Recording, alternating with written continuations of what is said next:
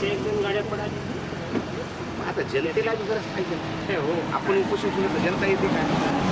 आज झालं राजकारण झाले, ज्यात त्याचे गुत्तेदार सरपंचाला ज्यात त्याचं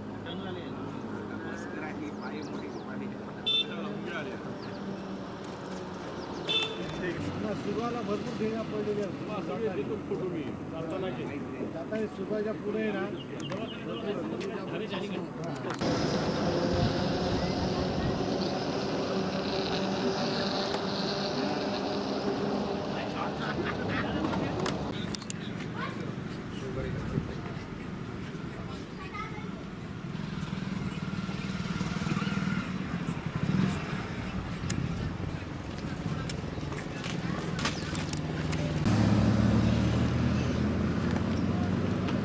रस्त्याला खड्डे पडलेले बनवतात.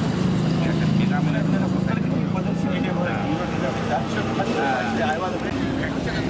कोणता सरपंच येऊ शकत नाही, कोणता लोकप्रतिनिधी येऊ शकत नाही, काही येऊ शकत नाही. बरं येतं काय शकत नाही.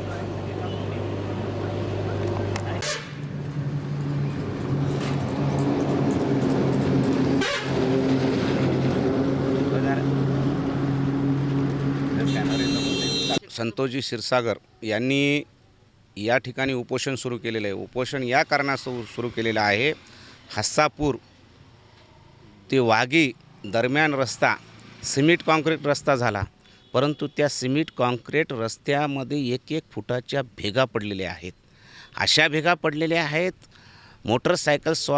मोटरसायकल टू व्हीलर जर घेऊन गेला तर तो कितीतरी मोटरसायकल या ठिकाणी कोसळलेल्या आहेत. अनेक फोर व्हीलरसुद्धा कोसळत आहेत. अशी या ठिकाणी निकृष्ट दर्जाचं काम नांदेड उत्तर मतदारसंघामध्ये हा भाग येतो. मी या भागाचा माजी जिल्हा परिषद सदस्य राहिलेला आहे साहेबराव धनगे. या भागाचे आमदार महोदय बालाजीराव कल्याणकर यांनी आजपर्यंत गेली 1 वर्ष जवळपास हा रस्त्याचा त्रास या भागाची जनता भोगते, परंतु आमदार महोदय बालाजीराव कल्याणकर ना अधिकाऱ्यांना एक शब्द बोलू शकतात, ना संबंधित गुत्तेदारांना एक शब्द बोलू शकत नाहीत. म्हणजे ह्या जनतेनं तुम्हाला निवडून देऊन काय अपेक्षा तुमच्याकडून पाहिल्यात आज? अरे लेकरायचे शाळेला जाणारे लेकरायचे डोके फुटले, दवाखान्यात जाणाऱ्या महिला पेशंट म्हणून रस्त्यामध्येच पडल्या. अशी अवस्था या रस्त्याची केवळ आणि केवळ लोकप्रतिनिधी आणि प्रशासन याला जबाबदार आहेत. हे दोघांची मिलीभगत होऊन या रस्त्याचा खराबा केलेला आहे आणि ही जनता आमची हे भोगत आहे.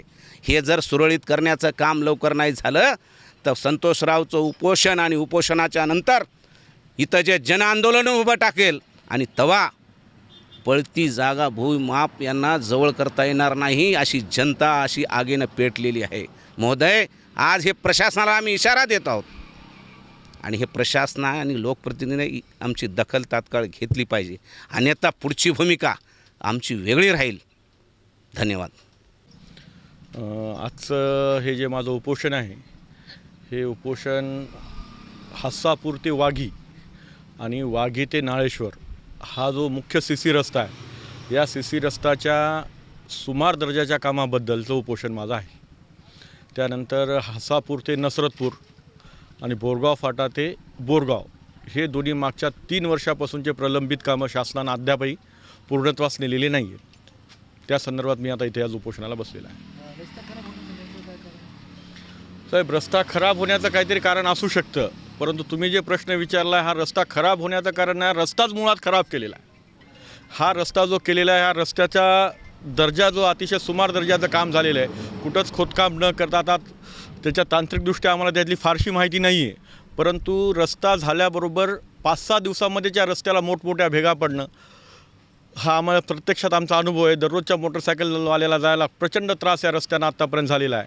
आत्ता तुम्ही जर आत्ता नांदेडवरनं इकडे आला असाल तर तुम्हालासुद्धा इथं जाणवले असेल की मोटरसायकलवर येताना तुम्हाला कशा मोटरसायकलवाल्या ते तुम्हालाच माहिती आहे. आता नाही साहेब, कालही मी PWDच्या वरिष्ठ अधिकाऱ्याला फोनवर चर्चा केली, त्यावेळेस त्यांनी मला असमाधानकारक उत्तर दिलं. आजही त्यांचे ज्युनियर इंजिनियर माझ्याकडे येऊन गेले, त्यांनी माझी चर्चा केली, त्यांनी मला एक त्यांचं लेखी पत्रसुद्धा दिलेलं आहे, परंतु ते पत्रसुद्धा अतिशय असमाधानकारक उत्तर त्यांनी दिलेलं आहे. त्यांच्या उत्तरात त्यांनी असं लिहिलेलं आहे की या रस्त्यावरून समृद्धीचा महामार्ग होत असल्यामुळं मोठमोठ्या गाड्यांची वाहतूक वाढलेली आहे आणि 400 ते 500 गाड्यांची वाहतूक झाल्यामुळं हा रस्ता खराब होतो असं त्यांचं म्हणणं आहे, परंतु त्या म्हणण्याशी आम्ही बिलकुलच असहमत होतो. त्याच्यापूर्वीच रस्ता